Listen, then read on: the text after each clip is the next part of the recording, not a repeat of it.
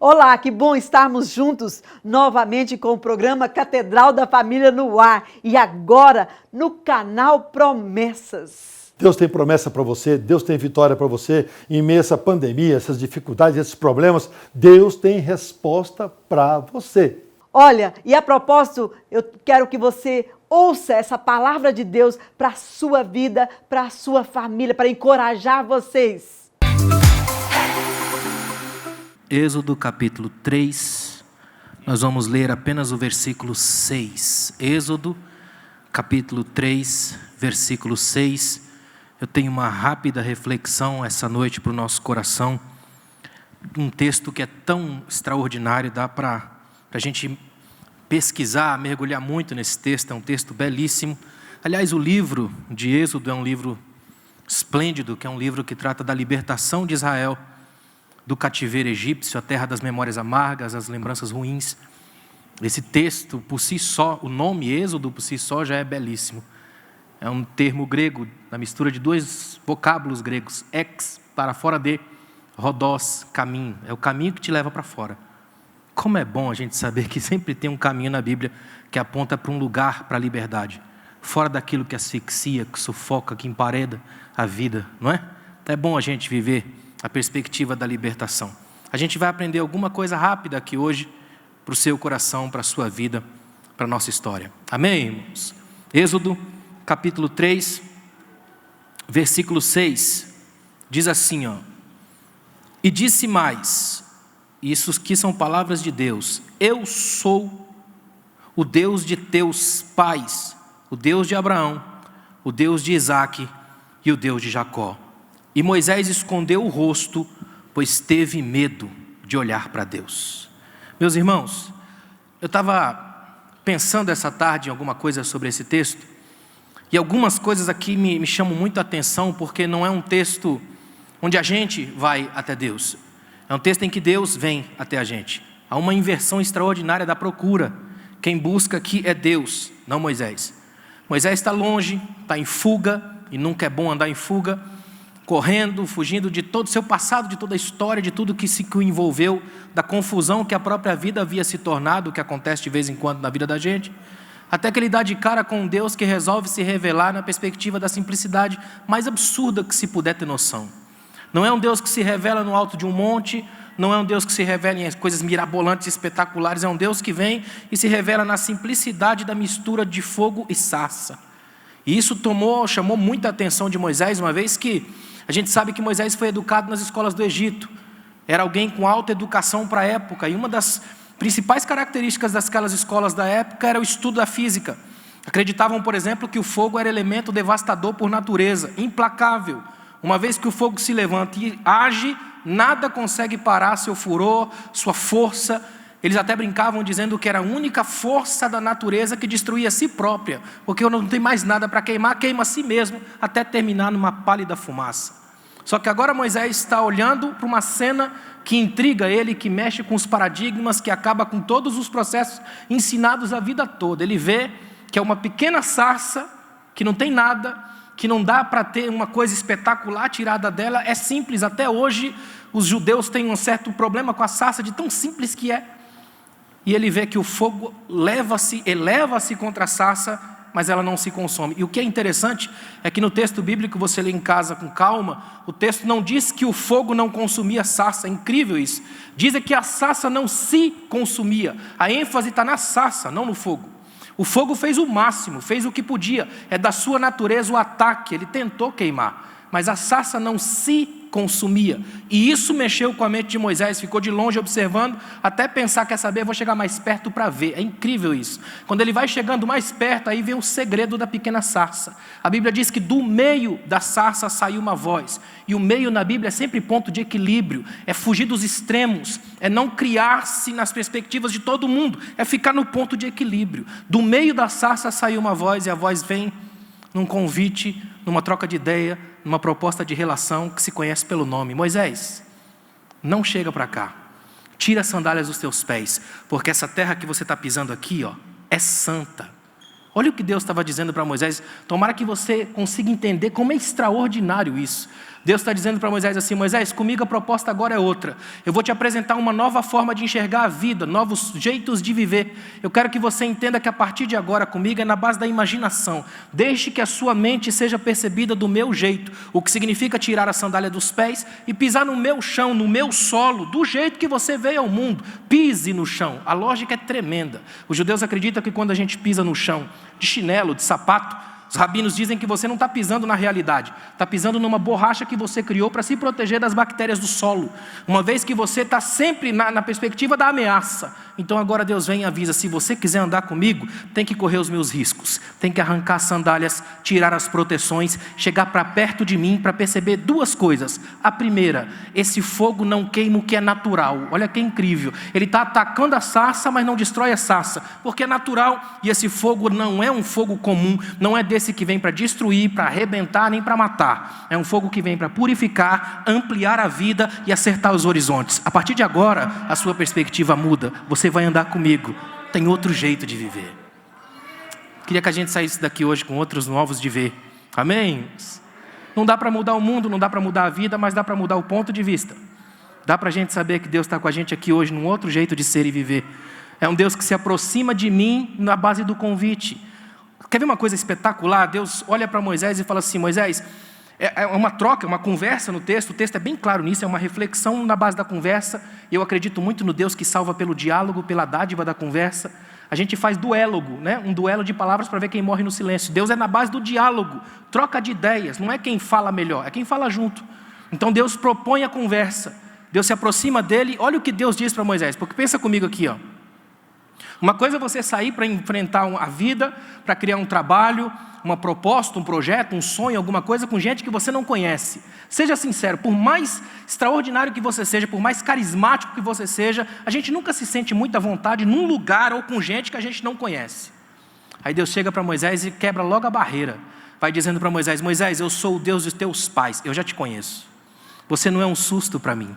Eu vou me apresentar a você, mas me apresento na redenção do seu passado. Eu me apresento mostrando um currículo. Eu me apresento abrindo agendas. Eu me apresento mostrando o teu passado, ajeitando o seu retrovisor da vida, para você olhar para mim, Moisés, não como um desconhecido completo, mas como alguém que já vem na sua história no encalço há muito tempo. Eu sei quem você não é um susto para mim, não é um acidente de percurso, não é uma brincadeira cósmica, não é a junção de partículas, você não é o objeto de um tubo de ensaio, você é alguém projetado nas tramas da existência. Eu sei quem são seus pais, eu conheço você.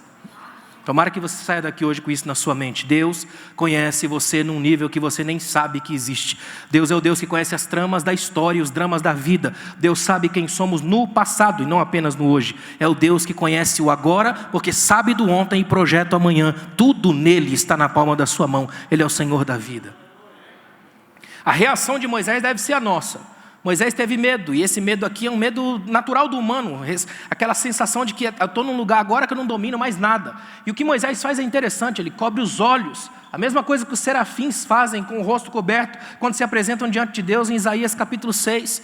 Ele fecha os olhos, é incrível isso. Ao invés de abrir os olhos para investigar cada detalhe, ele fecha os olhos, ele dizendo assim, ó: Deus, eu entendi, a partir de agora o controle é seu. Eu não vou tentar dissecar, investigar, nada disso, eu só vou mergulhar nesse mistério que é muito maior do que eu. Eu não estou aqui para controlar, nem para dominar, e muito menos para saber os resultados. Não é matemática, é vida. Eu só quero viver a partir de agora, a partir desse teu ponto de vista, por mais difícil que seja para mim. Às vezes, a gente cria expectativas do que seja a relação com Deus. Muita gente acha, por exemplo, que já porque eu estou aqui, estou na igreja, Deus está trabalhando na minha vida, Deus está me abençoando, a partir de agora tudo vai ser muito mais fácil, matematicamente calculado.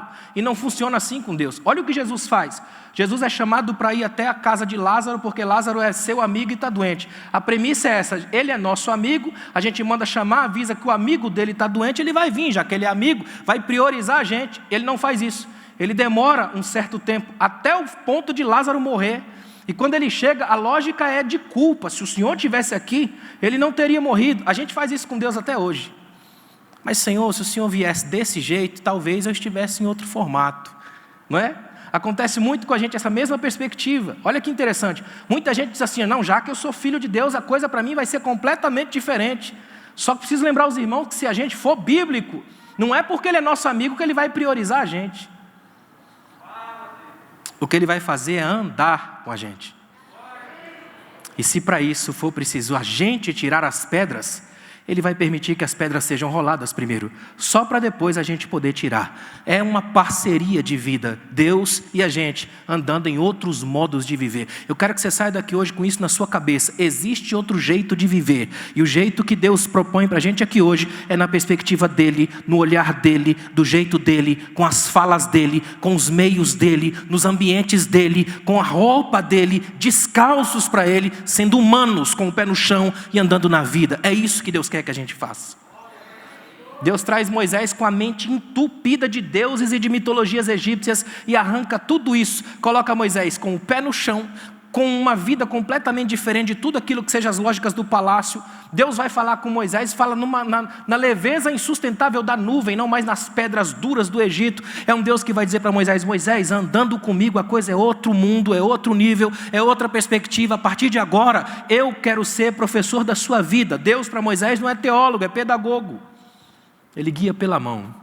Ele caminha com Moisés, levando num outro tempo, outro jeito de viver.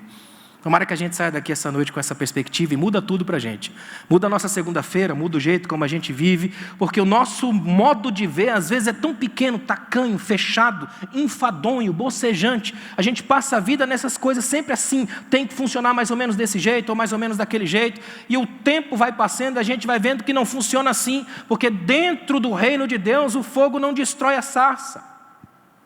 Eu estava lendo um rabino esses dias, ele disse assim, Moshe Grilá, ele diz assim, que naquela época a sarça, uma planta raquítica que não cresce muito, olha que interessante, ela não cresce muito, é pequena, das mais baixas e rasteiras que há, e aí o pior é que ela tem um pequeno detalhe, ela é cheia de espinhos, bem fininhos, e os espinhos ficam debaixo da flor.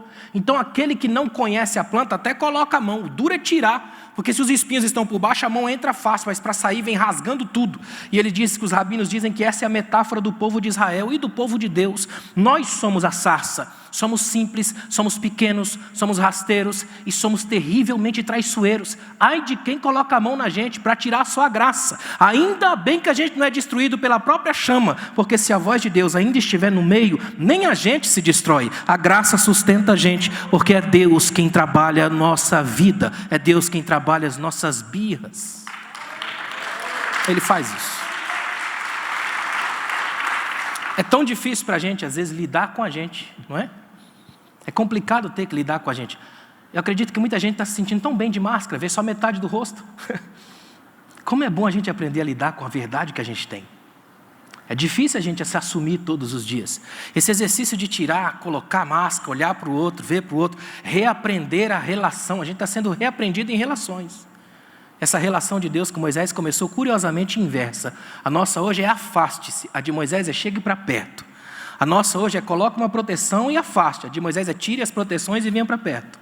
Com Deus é sempre ao inverso. Com Deus, quando você quer subir, você tem que descer. Se você quiser receber, precisa dar. Quando você chora, aí é alegre. Se é fraco, é forte. Quando Deus diz que você tem uma pequena fé, sua fé é do tamanho do templo. É Deus quem enxerga no avesso da história. Ainda bem, ninguém controla Deus. A gente só se liberta quando aprende de uma vez por todas a confiar no modo dele de enxergar a nossa vida e não no nosso.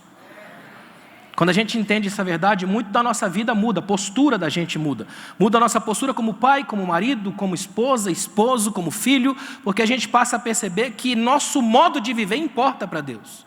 É um Deus que olha para a gente nessa perspectiva. Eu gosto de caminhar com você, o Deus dos teus pais. E é interessante que Deus, nessa perspectiva aqui, olha para Moisés e dá nome para os pais. Eu sou o Deus de teus pais, Abraão, Isaque e Jacó. São 3 figuras que a gente encontra em todo ajuntamento de igreja do mundo. Abraão, Isaque e Jacó. Abraão, pai da fé, aquele homem extraordinário. Toda a igreja tem um Abraão, já percebeu isso? Aquele irmão que passa pelos piores perrengues da vida e você jura que ele vai desviar e ele permanece. Não tem? Dá até uma invejinha de uns irmãos desses, não dá? Fala a verdade, são aqueles irmãos que você fala, agora ele para, quer ver? E ele permanece. É impressionante, toda igreja tem um Abraão. Toda igreja tem Isaque, indivíduo que não faz nada de extraordinário, você não vê nada de espetacular em Isaque, mas tem um traço do caráter de Isaque que é definidor da vida dele em todo o texto que ele aparece. Ele é obediente ao seu pai, é fiel. Tem bastante Isaque na igreja. Gente que não aparece, não canta, não testemunha, não prega, mas é fiel. Pode contar que eles estão aí. Tem Isaques nas igrejas. O problema é que nossas igrejas têm bastante Jacó. Do púlpito à porta, a gente que atrasa, puxa o outro, tenta passar, rouba do irmão. A gente é cheio e Deus é Deus dos três. Eu sou o Deus de Abraão, o Deus de Isaac e o Deus de Jacó. Ele não joga fora aqueles que Ele escolhe. Se nós estamos aqui, é porque somos escolha dEle e Ele honra as escolhas que faz. Saia daqui hoje para viver a sua história nova com o seu Deus. Amém? Fica de pé, por favor. Eu quero orar com você. Obrigado, Pai. Obrigado por essa noite. Obrigado pelos teus filhos que estão aqui. Obrigado pela experiência que é conversar contigo, Pai.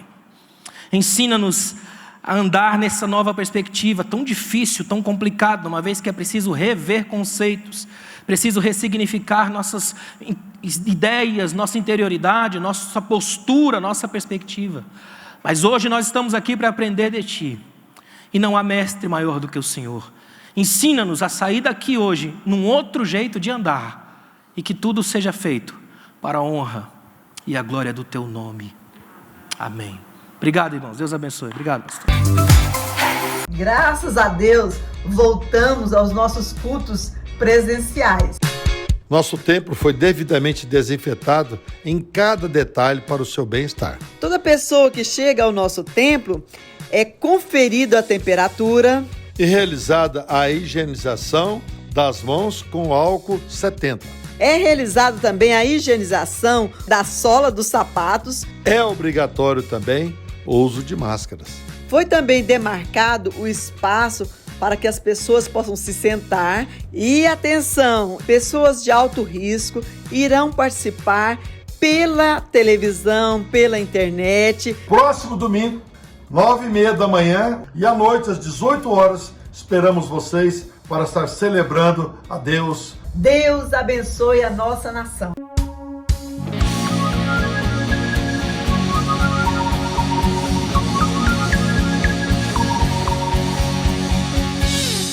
Oração de Davi, das 6h30 às 7h45. Segunda-feira, às 14h30, as mulheres têm um encontro marcado com o manancial feminino. Hoje eu sou uma nova mulher. Me fortaleci, me trouxe a paz, me ajudou na família, com os meus filhos. Então eu diria que houve uma mudança total. Quarta-feira, o culto da família.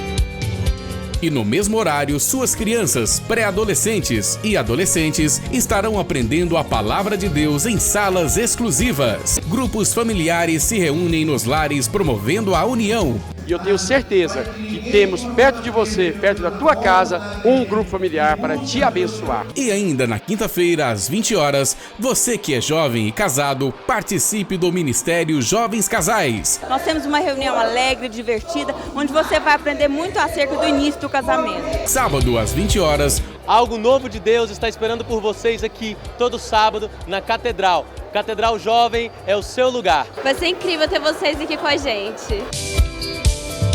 Gostaria de convidar você a participar todo domingo de um maravilhoso café da manhã e logo em seguida a nossa escola bíblica que traz ensinamentos tremendos e poderosos para a nossa alma.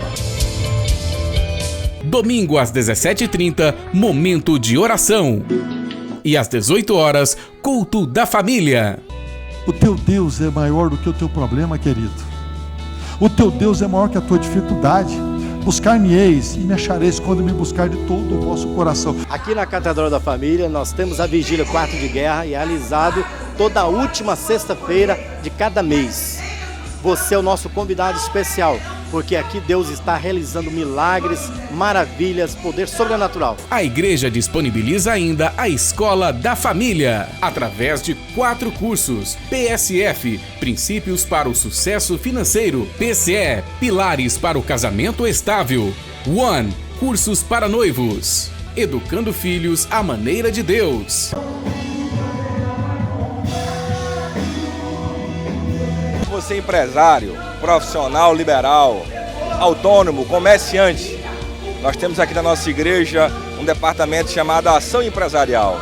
O nosso foco é angariar negócios, é fazer network, é dizer que você vai ser um profissional de sucesso, um empresário de sucesso. A Igreja Catedral da Família realiza um maravilhoso trabalho de missões no Brasil e no continente africano. Nossa jornada começa com o nascer do sol. Temos satisfação em levar uma carga tão preciosa, algo com o poder de reunir pessoas, realizar desejos, alimentar gerações. O que fazemos é muito importante. Da mercearia do Seu José ao hipermercado, o respeito é o mesmo e a qualidade inigualável. Terminamos o dia com o sentimento de missão cumprida. Arroz e feijão Cristal, pureza em forma de grãos.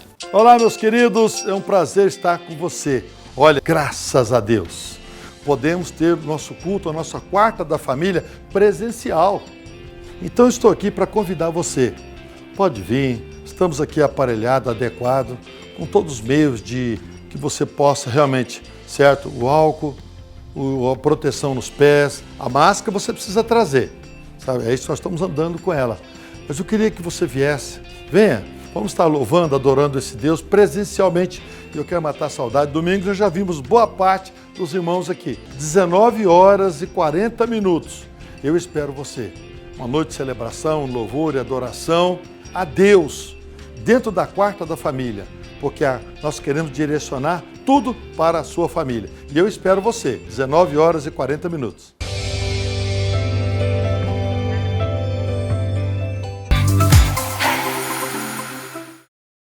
É isso aí. Deus tem vitória para você, Deus tem vitória para a sua família. Estamos chegando ao final do nosso programa. Nós chamamos você, convidamos você para assistir os nossos programas, porque Deus está falando através deste programa.